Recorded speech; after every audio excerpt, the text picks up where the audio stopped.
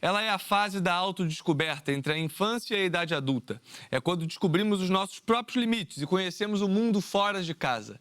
Hoje, o Trilha de Letras conversa sobre adolescência e literatura juvenil. Quem está aqui para falar sobre esse assunto com a gente é a premiada escritora e jornalista Luciana Savagé. Opa, um prazer estar aqui. Muito bem-vinda. Vamos bater papo sobre adolescentes, que em geral são tão problemáticos, né? Essa fase tão considerada problemática. A fase da inconsequência. Pegando pela adolescência logo, esse conceito de adolescência é razoavelmente recente, ou seja, antigamente a gente tinha criança e adulto, né? Ou seja, até o século XIX ali. Como você enxerga essa fase do adolescente? O que ela tem de específico? Eu acho que é descoberta, né? Querendo deixar de ser a criança, ao mesmo tempo não é criança, não é adulto, né? Então é o meio termo. Mas eu acho que é a idade da inconsequência, a idade que a gente pode fazer tudo, é a idade da descoberta. A gente quer ser adulto nessa época, você acha? Eu nunca quis ser adulta, não. Eu sempre quis... Esperta, eis uma mulher esperta. Eu sempre quis viver o meu momento, as minhas fases na minha vida. Mas eu acho que para os pais é uma idade desesperadora, que você quer entrar dentro do armário, se trancar e deixar passar. E deixar a criança do lado de fora. A criança não, o adolescente. Não, é adolescente, porque é desesperador. Mas para o adolescente é uma fase talvez complicada, né? De descobertas. E justamente sendo tão diversa essa fase, cada um viveu a adolescência de uma maneira e teve suas descobertas, como é escrever para esse público? Ou seja, me parece que você não pode nem tratar como se fosse uma criança, mas também escrever literatura infantil como se fosse para criança também é ruim, né? Ou seja, como encontrar a voz? Eu pergunto até porque eu escrevo livros de ficção adulta e eu tenho muita vontade de escrever para adolescentes, para pessoas mais jovens. E eu, particularmente, confesso que não sei muito bem como fazer, porque eu sinto falta dessa embocadura, vou dizer assim. Como é que você encontra isso? Eu vou confessar para você, eu escrevo acho que para mim. Porque eu nunca me preocupei se eu estou escrevendo para criança, se eu estou escrevendo para adulto, se eu estou escrevendo para adolescente. Na verdade, eu escrevo mais para jovens e crianças. Mas eu, quando estou escrevendo, eu acho que eu vou me transformando também, eu vou entrando dentro do livro, eu vou me sentindo um pouco personagem do livro. E aí eu deixo depois a editora, os mais velhos, descobrirem se é para adolescência ou se é para criança. Qual é a e qual fase a fase que é. Mas, na verdade, esses livros, os últimos livros que eu lancei para jovens, que é justamente a fase em que eu sempre digo que não é últimos, é os mais recentes. Os mais recentes, é verdade. Os últimos parece que não vai vir mais nenhum. Tem certeza verdade, que você tem virão razão. outros. Os recentes. Mas é porque eu me incorporei nesses personagens e fui escrevendo. E aí E eu estou realmente numa fase agora de escrever só para jovem. E você convive muito com jovens, então? Convivo muito com jovens, trabalho com jovens, convivo com jovens. E por isso ajuda, porque você conhece justamente as demandas desse... E sou uma jovem há mais tempo. Também, eu gosto muito. O jovem, eu vou me abastecendo. PhD em jovem. Sou, adoro, adoro. Mas eu confesso que é difícil, porque hoje em dia o jovem lê muito pouco. O jovem só lê quando a escola, o colégio manda, né? E que eu acho isso, infelizmente, péssimo, porque a leitura ficou vinculada à obrigação. Cria uma relação ruim com a ideia de... Não tem mais a coisa do prazer, né? Exatamente. E eu sempre pergunto, quando eu vou nas escolas conversar sobre meus livros, eu pergunto assim, quem não gosta de ler? Aí tem aquela coisa tímida, mas depois as pessoas a maioria levanta o dedo. Eu disse, sabe por que você não gosta de ler? Porque você não descobriu um livro ainda. Então, se a professora der para você um livro, negocie com ela, se você não gostar. Mas insista, vá no primeiro capítulo, no segundo. Se você não conseguir, desiste desse livro e pega outro. É porque você não descobriu o prazer da leitura, porque é tão bom ler. É tão bom, é tão prazeroso, né? Claro, e imagina, esses jovens todos gostam de assistir série, gostam de jogar videogame. E eu quando vou às escolas, falo isso. Eu falo, poxa, você não gosta desse universo, tem tudo isso no livro também. Exatamente. Quando você descobrir as possibilidades que um livro oferece, a depender do livro que você escolha, do gênero, você pode descobrir muita coisa legal, né? Mas é curioso que os seus temas, esses livros que estão aqui nessa pilha aqui, tratam de temas difíceis, né? Que são a guerra, os conflitos do Oriente Médio. Como surgiu a ideia de escrever sobre esse assunto e quanto, claro, a carreira de jornalista influenciou nesse sentido? Minha carreira de jornalista, eu sempre achei que o jornalismo, ele competia com a minha literatura. Era um conflito que eu tive durante muito tempo, interno. Até que um momento eu comecei a descobrir que, ao contrário, eu podia unir as duas coisas. Eu podia ser escritora e jornalista ao mesmo tempo. Então, resolvi escrever até o meu primeiro livro, que eu juntei o jornalismo com a realidade, a ficção, a minha literatura foi o Lampião. Mas voltando a esse tema, depois a gente fala desse. A gente fala desses, já. Mas, por exemplo, esses livros do Oriente Médio, primeiro que eu sou apaixonada por todo tipo de história que venha do Oriente Médio. A minha formação, não sei se intelectual, que seria pretensioso dizer, mas de escritora veio muito através dos contos árabes, das Mil e Uma Noites. E quando estourou a guerra do Iraque, eu entrei em verdadeiro desespero, porque eu pensava assim, ninguém está se dando conta que não estão só matando as pessoas e destruindo uma cidade, estão destruindo o cenário das Mil e Uma Noites. E comecei a falar com vários amigos. Cultura. E textos. E eu ia acompanhando no jornal e eu disse, destruíram a biblioteca, arrasaram a bomba, arrasou com o museu. Aí eu disse, meu Deus, ninguém está se dando conta que ali, naquele lugar onde nasceu a escrita e nasceu a matemática, né? Estão destruindo a história da civilização. Aí comecei a falar com vários amigos jornalistas sobre isso, todo mundo dizendo, você está maluca? Por que você está pensando nisso? Estão destruindo, acabando, Saddam Hussein está acabando, os Estados Unidos acabando com são bombas, matando gente. Gente, mas estão matando o cenário das Mil e Uma Noites. Aí comecei a pesquisar e comecei a descobrir que o Saddam Hussein nasceu no mesmo bairro do Aladim. Olha. E o Simbal Marujo, que navegava naqueles mares bravios, ele navegava entre os rios Tigre e Eufrates, que cortam Bagdá. Então, comecei a fazer uma associação e aí juntei a realidade com a ficção e começo o livro com uma notícia de jornal que foi justamente quando destruíram a biblioteca. E aí eu comecei a juntar a ficção e a realidade e nesse livro eu escrevi, que foi o primeiro, foi logo no princípio do início da guerra de Bagdá, né, da derrocada do Saddam Hussein, eu comecei a escrever juntando a realidade e a ficção, juntando as notícias de jornais e o que estava acontecendo. E tudo isso, nesses livros, eu vou tentando mesclar um pouco da história, da realidade do que a gente está vivendo, das notícias de jornais e também das histórias dos contos árabes. Aí eu vou botando os personagens, né, dos contos árabes, vou inserindo na minha literatura. E eu li tudo que você possa imaginar, né, para escrever esse livro. Muita pesquisa. É muito interessante, é uma experiência muito bacana. E é legal você ter que encontrar esse universo que interessa a esse jovem. Para isso, nós vamos conversar também com um mestre da literatura juvenil, Pedro Bandeira, para saber como conquistar os jovens, leitores que vivem nessa fase de constante mutação. Vamos ver. As pessoas não mudam. O tempo muda. O progresso faz com que as coisas em 10 anos sejam totalmente diferentes. Mas as pessoas não mudam. Uma pessoa no século X que está apaixonada e que é alvo de sua paixão, não liga para ela, vai sofrer tanto quanto isso poderá acontecer no século 30.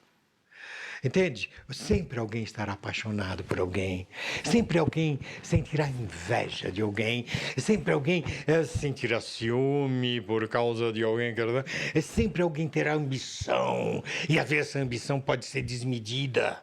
Veja, sobre mudança. sobre mudança do tempo, nós temos uma obra-prima chamada Dom Quixote. Dom Quixote é um velho que está passando da Espanha rural e calma já para a Espanha mercantil, que se preparando para a Revolução Mercantilista. Ele acha um absurdo. Ele quer voltar aos tempos das cavalarias e andar de espada na mão. E aí ele acha que matando gigantes. O gigante que existe é um simples moinho de vento. Acontece hoje. Acontece hoje, como eu já vi pessoas que falam, não, eu não vou comprar micro-onda, não, essa coisa de onda, e não compra um micro-onda, sabe? Então, a mesma coisa que você pegar um celular e tentar achar um disco para discar. Meu tempo só havia telefones de disco. Entende? Então, mas o que mudou? A comunicação foi facilitada. Nada muda. Porque nós, os seres humanos, sempre seremos o mesmo. Sempre seremos os mesmos procurando novas soluções para os mesmos sentimentos. Nada muda. Nós sempre seremos seres humanos que sofrem, que temem, que amam, mas que principalmente têm esperanças. Muito bom, que delícia escutar o Pedro Bandeira. É maravilhoso, adoro Pedro Bandeira. Cresci lendo Os Caras. Ele me fazia virar a madrugada, né? É verdade. Uma delícia escrever para jovem, que é isso, que tem esse lado afetivo, né? E o Mayakovsky falava uma coisa certa em relação ao que ele está falando. Os anos passam, tudo passa, mas o coração do homem é o mesmo, né? Exatamente o mesmo. Qual é a diferença que você vê entre essas crianças que estão aqui no morro e aquelas que estão lá na faixa de Gaza? Olha, não vejo diferença nenhuma. Inclusive, eu escrevi até eu escrevi um artigo uma vez sobre isso, da mesma violência, é o mesmo sentimento, é a mesma dor.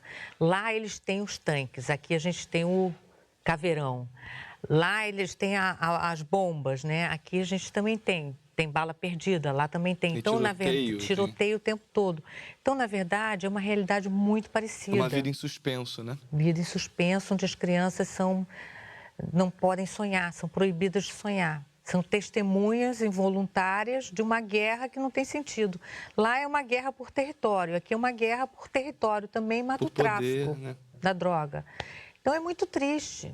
As crianças lá não podem chegar na escola num determinado dia, porque tem um muro, e depois do muro tem um tiroteio naquele dia, a fronteira está complicada de sair de casa, e aqui também elas não podem sair de casa, porque tem naquele momento um confronto da polícia com os traficantes, etc. Então, a realidade, infelizmente, é igual. Chegou a hora do nosso quadro Dando a Letra, que é o espaço para você que tem um projeto legal de literatura, mande para a nossa produção, que a gente tem um prazer enorme em mostrar aqui no programa. A gente volta já, depois do intervalo.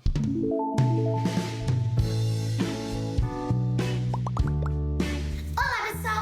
Sou a Alissa Tomiyama, do projeto Alissa e a Magia da Leitura. É um convite para crianças e adultos aventurem-se no mundo mágico da leitura e da cultura. O projeto iniciou com a vontade da minha família fazer algo para mudar o mundo. Esqueci de falar, sou uma contadora de histórias mirim. Realizamos vídeos de indicação de leitura, visitamos creches, escolas, asilos e até universidades, levando a magia das histórias. Em praças, realizamos contações de histórias e piqueniques literários. Vocês não sabem como é gratificante realizar esse projeto, que incentivamos e também aprendemos. Um livro é um brinquedo feito com letras. Ler é brincar. Rubem Alves. Beijos de cultura e aventura para você. Tchau!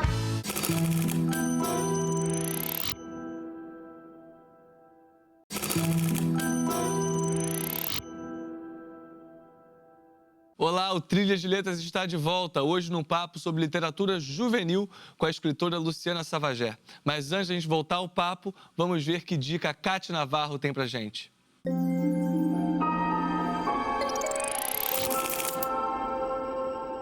A carioca Ana Cristina Mello nos dá um presente com esse livro, Delta, um comando para o tempo. Ela escreve sobre tecnologia, aventura, romance. E para Ana Cristina não é difícil, porque ela é graduada em informática e uma excelente contadora de histórias. Tem vários livros infantis e juvenis publicados.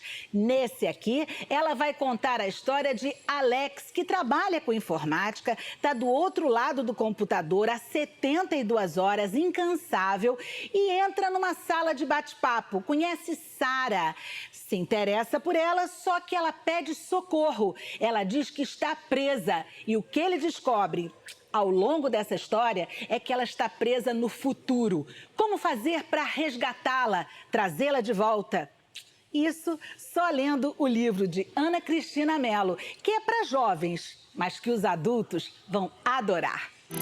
Luciana, a gente já falou então sobre esses livros que você escreveu nesse universo dos conflitos do Oriente Médio, mas você também tem livros em uma outra linha. Aliás, você estava até falando que o primeiro foi nessa outra linha, que é esse aqui. Lampião.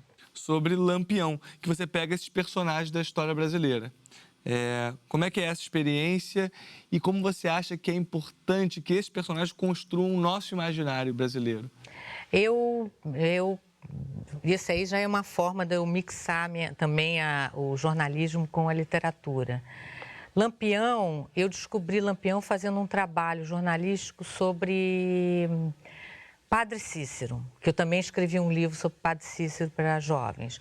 E eu, com todas as palestras que eu dava também na escola, eu estava descobrindo que os jovens não sabiam quem era Lampião, incrível que pareça. E Lampião é um personagem importantíssimo da nossa história. Ele é visto como herói e bandido. E é um personagem brasileiro. A gente não precisa buscar os nossos personagens, que são riquíssimos. Nós não precisamos buscar lá fora outros personagens, quando a gente tem aqui dentro personagens que fazem parte da história da nossa vida, da nossa cultura. Porque é tão precário, né? O nosso imaginário, às vezes, é muito precário. A gente tem poucos autores que conseguem construir essa espécie de identidade brasileira, ainda que regional, né? Muito, muito difícil. E eu descobri, eu ia, por exemplo, no sul do país, no Nordeste ainda sabem, por causa da cultura e coisa e tal, mas no sul eu ia e ninguém sabia. Cangaceiros, já tinha ouvido falar em cangaceiros, mas é uma coisa engraçada isso. É distante. É distante. A nossa cultura nordestina talvez não seja tão valorizada quanto deveria ser. E aí eu fui descobrindo quem era Lampião, li tudo sobre Lampião. Lampião foi um livro extremamente difícil para eu poder publicar. Aí eu primeiro escrevi o Lampião, depois escrevi a Maria Bonita, depois Dadá e Corisco. Esse Dadá e Corisco, que as ilustrações, eu posso falar porque não sou eu que não sei desenhar. Pode falar que não é você que fez. Não, exatamente. Eu só sei fazer um elefante de costa, mais nada. E as ilustrações são lindíssimas, lindas. Deu um artista plástico de São Paulo chamado Gilberto Meadaira. E essas aqui são de quem? Dele também. Essas ilustrações, elas ganharam o prêmio da Fundação Nacional do Livro Infantil. E o mais incrível que ele foi, assim, fantástico, ele conseguiu descobrir, olha, ele fez a coisa ambígua do Lampião, que ele é herói e bandido, mas eu tirei a conclusão que ele é mais herói do que bandido, sabe? E tem muita lenda em volta do nome dele. Enfim, em muitos livros clássicos encontramos o tema do abandono. Por que esse tema é tão central na literatura infanto-juvenil? Vamos ver o que o Pedro Bandeira tem a dizer sobre esse assunto. Veja, toda a história infantil fala do abandono dos pais. Qual é a clássica, se não João e Maria? João e Maria têm pais tão pobres que são obrigados, não podem mais alimentá-las. Papai vai abandonar a filhinha na floresta para ela ser devorada pelos lobos e morrer de fome. Que história infantil bonitinha, né? Claro que é. É assim que se uma criança se sente ao ser abandonada. Na época era normal isso. No tempo que se vivia em tribos, era comum que a fome fizesse com que os bebês e os mais velhos fossem abandonados. É uma história talvez tenha sido criada na Idade da Pedra, talvez. Mas hoje este é o medo original de qualquer ser humano. Quando você nasce, toda a tua esperança é papai e mamãe. Já imaginou o drama de eu ser abandonado de papai e mamãe? Então, quando papai ou mamãe me põe no colo, E me contam a história de uma criança como eu, abandonada na floresta. Eu tremo de medo, mas de medo literário, porque eu estou no colo da mamãe. Eu sei que a mamãe não vai me abandonar. Ai, mas eu fico desesperado. Oi, Maria, abandonado, que tristeza. Então eu purgo dentro de mim, artisticamente, um medo. E passo a não ter medo. Mamãe não vai me abandonar. Papai não vai me abandonar, eu posso dormir sossegado. Que delícia. É verdade. A literatura permite que a gente viva coisas que a gente nunca viveu, né? É a gente verdade. ganha uma gama de experiências que a gente não teve, algumas felizmente, como o abandono. É verdade. Né? E você acha que tem tema proibido ou que deve ser evitado numa literatura juvenil, por exemplo? Ou tudo é possível de ser tratado? Eu acho que tudo é possível de ser tratado. Não tem tema nenhum proibido, não. É a maneira que se aborda, talvez. É a maneira que se aborda e eu acho que a gente está vivendo um mundo tão estranho, né? Onde os medos mudaram, onde antigamente a criança tinha medo de bicho-papão, acreditava em Papai Noel, isso tudo que eu até acreditei e vivi. Mas eu acho que não, hoje está tudo muito real, né? Acho que não tem tabu. E aí, não. falando justamente de como mudou essa criança, esse adolescente, né? Porque você escreve desde os anos 80, tem 34 livros publicados. Como é que você sente esse novo jovem, esse jovem conectado o tempo inteiro? Você acha que é importante que a literatura traga essa tecnologia, traga esse diálogo, essa realidade nova, em que a gente está conectado o tempo inteiro no Skype, no Facebook, no WhatsApp? Você acha que isso tem que virar literatura também para criar esse diálogo? Eu acho que está se lendo mais hoje, incrível que pareça. Mesmo quando você entra lê artigo, mesmo coisas fakes, né, que são faladas e tudo, acho que o jovem está lendo mais. Não sei se coisa de qualidade, mas está se lendo muito. Eu acho que a gente está vivendo um momento mais talvez da informação e um pouco menos do conteúdo. Informação rápida, né? Informação rápida, tudo, a memória é uma coisa meio passageira, né? Então, tá tudo muito speed. E aí é o desafio da gente que escreve de tentar atrair esses jovens. E é muito bonito você falando desse seu trabalho que fala dessa cultura de lá, mas você também tem uma preocupação muito, você tem um trabalho muito bonito aqui no Brasil, com a biblioteca comunitária, que leva o seu nome, que fica na Maré.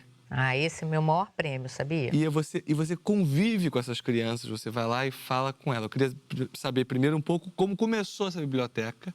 A como biblioteca nasceu a é minha ideia de fazer. paixão. É minha paixão. Eu tenho uma amiga que ajudou a criar esse projeto chamado Vida Real. E ela, na época, me perguntou se eu gostaria de ir lá. Eu disse, com o máximo prazer. Meu sonho, eu tinha um projeto meio solitário de ir a várias comunidades no Rio, levar a minha literatura, porque também essa experiência na Palestina foi muito interessante, porque eu descobri que o sonho pode transformar um pouco, entendeu? Essa realidade. Tanto lá quanto aqui. A fantasia é fundamental. Não à toa a CIF foi criada. Foi. Né? E aí eu fui lá fui no projeto, me apaixonei. A primeira vez que cheguei e disse, gente, eu vim aqui falar de uma coisa que é proibido. Aqui é proibido. E eu vou falar de uma coisa muito baixinha, porque se as pessoas ouvem o que eu vou falar, eu estou ameaçada de morte. Eu vou falar de sonho. E sonho é uma coisa muito valiosa. Porque através do sonho, da palavra, a gente pode transformar esse mundo. Vamos fechar a porta, a janela, mas primeiro a gente tem que ver se tem alguma brechinha. Olha, era um janeiro, calor daqueles infernais de... Aí fechamos a janela toda desta sala que o seu Sebastião estava sentado, que ele relutou sair, que é onde é a biblioteca. Onde é a biblioteca hoje. E aí a gente fechou, e quando eu comecei a falar da história do Aladim, poxa, história para criança, um dos meninos chegou e disse, ei, pera, você esqueceu de uma coisa fundamental, de tampar o buraco da fechadura. Aí ele foi lá, pegou um papel higiênico, tampou o buraco da fechadura para o sonho não sair. O menino tinha 14 anos. E ele se apaixonaram pela história do Aladim, porque é uma história que eles se identificaram, porque era um garoto pobre, que encontrou uma lâmpada e que se tornou rico, e um príncipe. Então, eles se identificaram. É muito interessante, é uma experiência muito bacana. Querida, muito obrigado pela sua presença. A você. Infelizmente, nosso papo chega ao fim. Muito obrigada a você. Obrigado você também pela sua presença e sua audiência. O papo foi ótimo. Eu espero vocês aqui na próxima semana com mais conversa e mais literatura. Trilha o caminho da literatura, passa aqui na TV Brasil. Até mais.